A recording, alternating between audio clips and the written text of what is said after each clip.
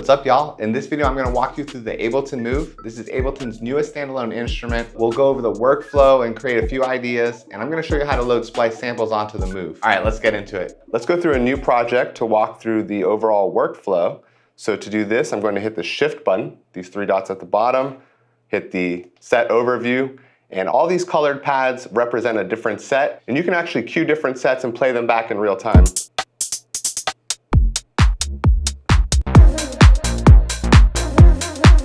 And if you want to go into any of these sets, you just hit the session mode or note mode and you'll jump into those individual instruments. Move has 4 instruments per set. You can actually really stretch its abilities though by using drum racks and all the other template instruments, which we'll see later.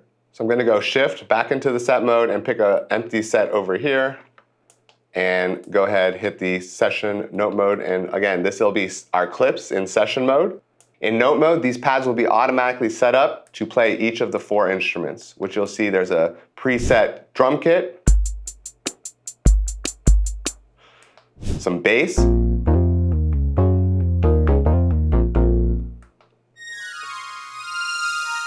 this is an instance of wave table, and then a sampled flute.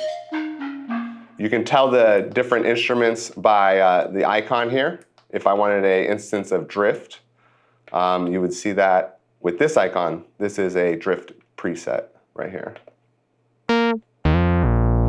This matters when you go back into Ableton and want to finish your tracks, but also the different instruments have different macros assigned to these 8 parameters at the top.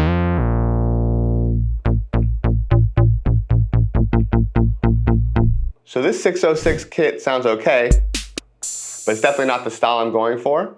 I can use the rotary knob at the top to select different parts of the chain. So this will be the overall kit.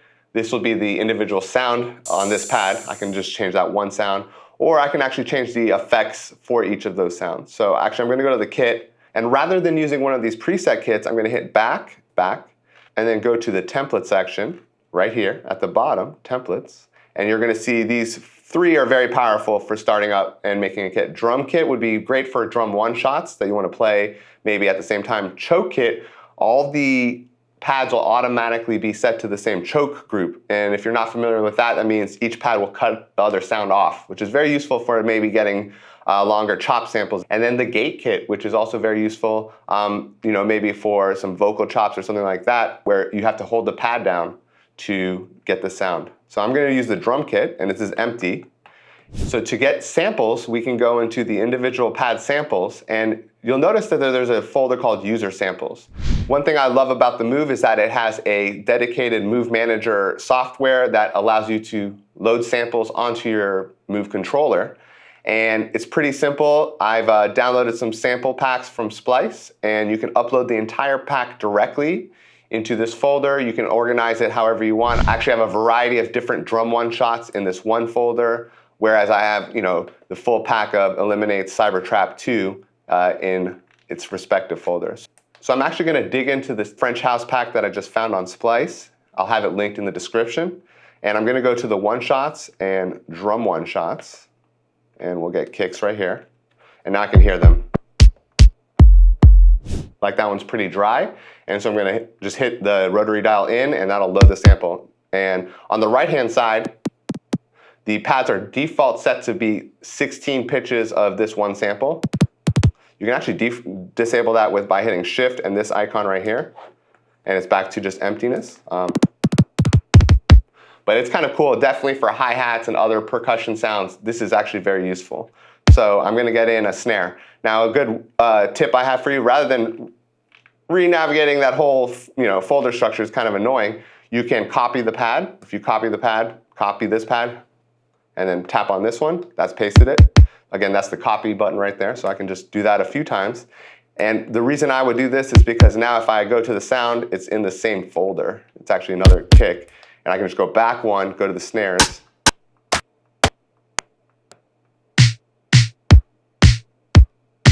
And as you can see, this will be much faster for getting your own samples basically into the Move. So I'd probably load up this entire drum rack, but for the sake of this tutorial, we're just gonna do the first 4 samples. Now if I want to take the volume down of this sample, I hit the sample and then take the top right volume encoder. If you don't hit the sample at the same time, this will just be the overall volume of the Move output, but that'll do the individual sample. So how do we make a beat? Well, there's a few ways. So I could actually just do this and hit the capture button. It automatically detects the tempo of what you just played in and puts it into a clip. I really love this workflow, and especially since I like to play a lot of my patterns in, capture is a great workflow to harness. Another way you can get patterns in is using this sequencer at the bottom. So if I wanted kicks on 4 on the floor, you can even see their outline, the dots are, so I can just hit these. The snare on 2 and 4. And the hats on the upbeat.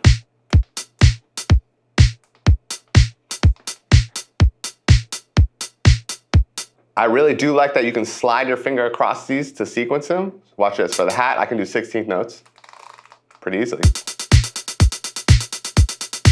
Now that sounds very straight, and that's because it's 16th notes like a robot. There's no groove. To use groove, we can hit the shift icon, and again, these are the secondary icons down here. The groove icon's right here, and I can just take that up. Now this hat's a little low, so I'm going to take the transposition value up here. And there's other parameters you can play with, like the start time, the attack, the decay. And for the 6th knob, this will actually switch an effect for each pad. So you can do stretch mode.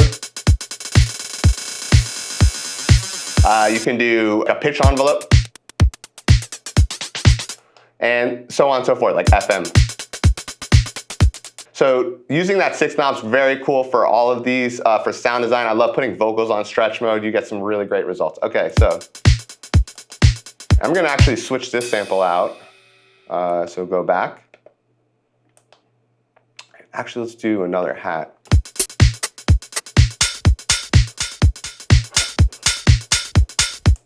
I'm gonna capture that and quantize it. So quantize the shift and this last icon.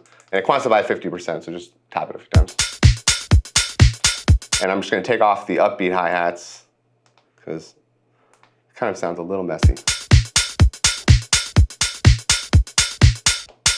And then let's take the pitch up a little bit. Now let's say I want 2 variations of this drum pattern.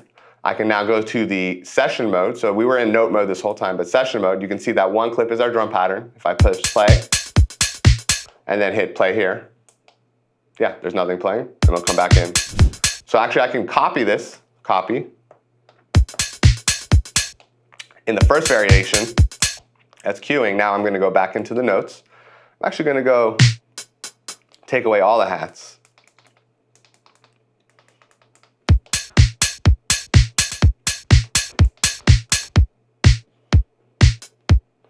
And actually put this as the upbeat pattern. So if you want to take the velocity up of this individual note, I can hold the step and take the velocity up with the top right encoder. If I want to copy steps, I can hold copy and paste it there. Copy this one, paste it here.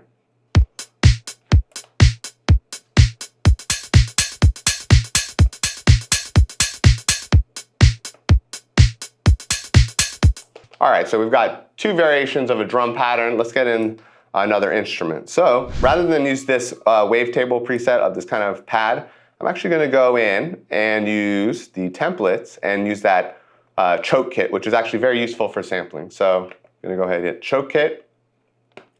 And I'm gonna find this sample. For this sample, I'm gonna actually use the same pack. So go into the sample, go into user samples, and Splice kits, Discotheque, and I'm actually going to go into the loop section and use music loops.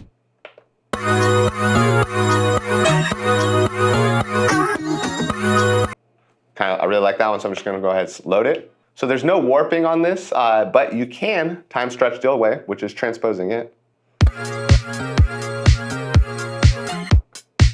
So now I'm going to copy these pads, copy, to the other.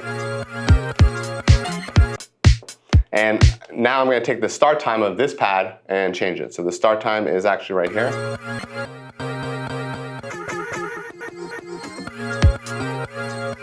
If you want to zoom in or in general do any fine-tune adjustments on these parameters, hold the shift button while you turn the rotary knob. So I'm going to do.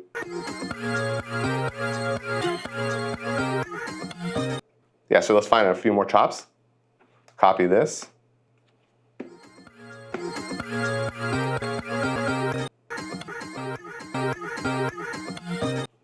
So hold shift right there, you can kind of see.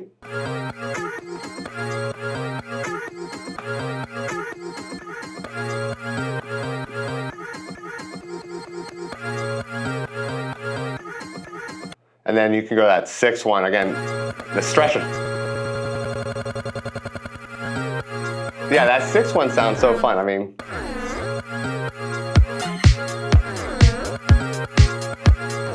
now you can actually record automation on the Move. It's very easy. All you have to do is hit play and have this record enabled, and it's going to automate anything you do in real time.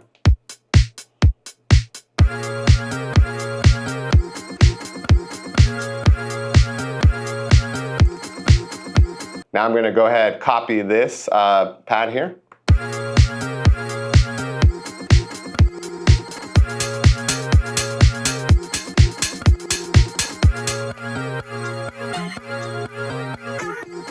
So far we've only worked with samples, but Move has some built-in instruments as well, and that's drift and wavetable. So this is a drift preset, you can tell by the icon. Now to get the key, we're going to go. That's not the pitch center. We can go to the shift, and then this is going to select which key signature we're in.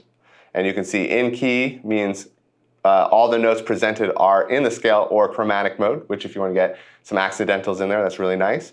And as you can see, we have different scales. Ableton's really good about offering these in all of their devices. And so what we're going to do is find the key center. I think it's actually B flat. So I'm going to switch the bass patch. Yeah, electric bass. Let's record it by hitting this. 4, 3, 2, 1.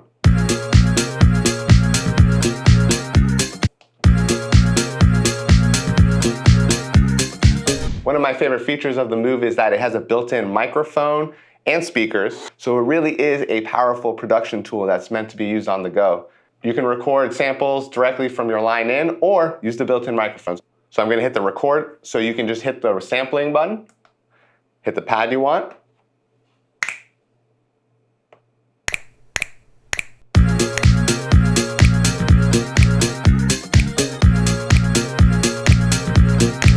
To show some of these other features, I'm going to go into a new set here by going to the Shift and Set Overview. This is a blank set where I've loaded some drums and some patches here, you can hear. And let's get a beat going by just doing a little performance and using the capture button.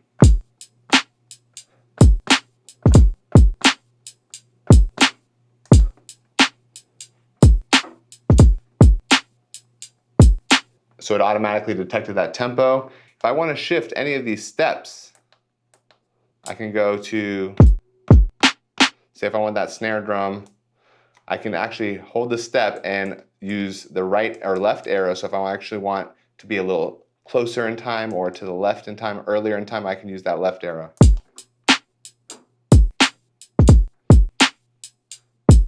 So as you can see, if you nudge it past a certain percentage, it will jump from step to step. So now it's on that step. You see the white.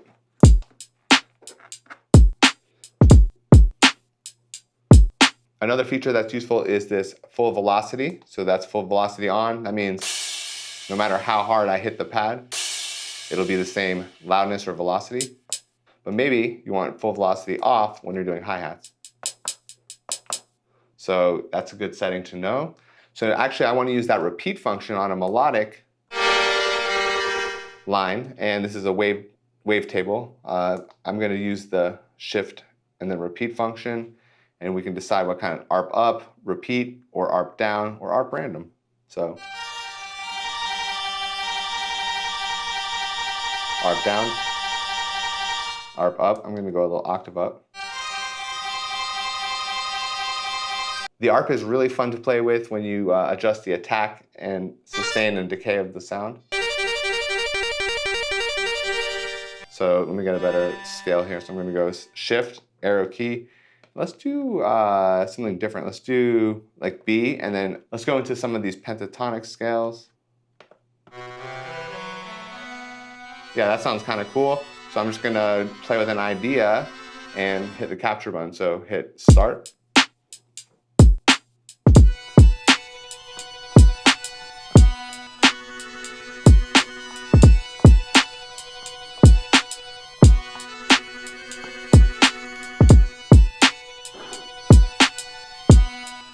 So we're gonna copy this,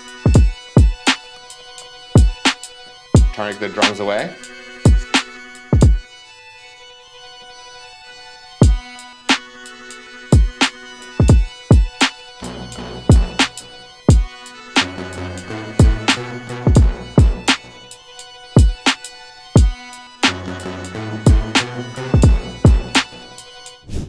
So I do want to quantize, but only by like 10%. So if I go to shift, and then this is the kind of, project settings, go to quantize and do only 10%. So now, hit it twice.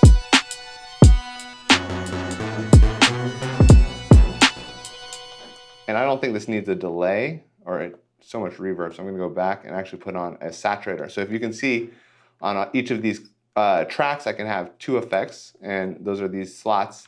If you hit the effect, you can actually hit the back button and go through these master effects, which is EQ, chorus ensemble delay, dynamics, flanger, redux, reverb, and saturator. So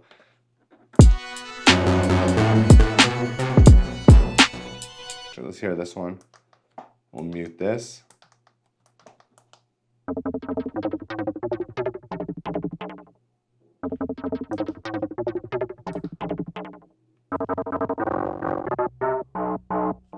Dial it in. We're gonna record this sound. Woo.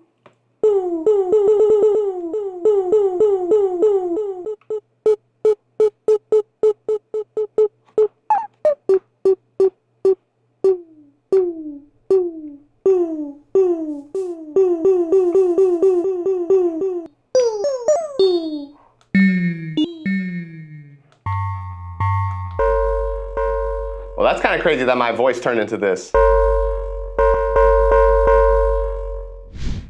All right, for this last track, I'm going to show you how quickly you can get up and running with the capture workflow. So if we just do this. So we already have a quick stock house beat. I can get an open hat on there.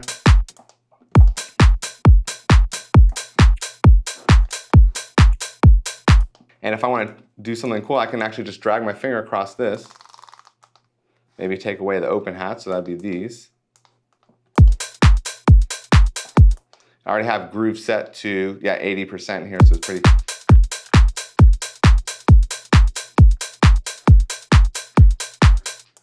Kind of actually like 115%, why not? Then we can go to this bass line.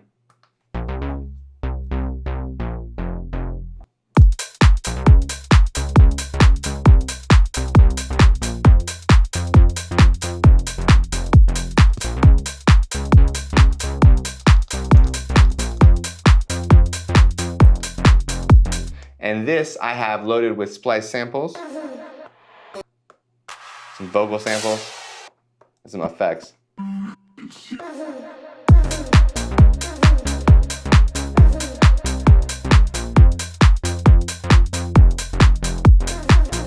Very cool. So that's literally starting a house track idea in a couple of minutes. The cool thing is you can save this to the Ableton Cloud and pick up in your desktop right where you left off with automation and everything. So it's a really powerful workflow. Well, I hope you enjoyed the video and got something out of this walkthrough. Let us know in the comments what other instruments you'd like us to cover. And as always, I hope you all stay inspired and stay creative. I'll catch you all in the next one.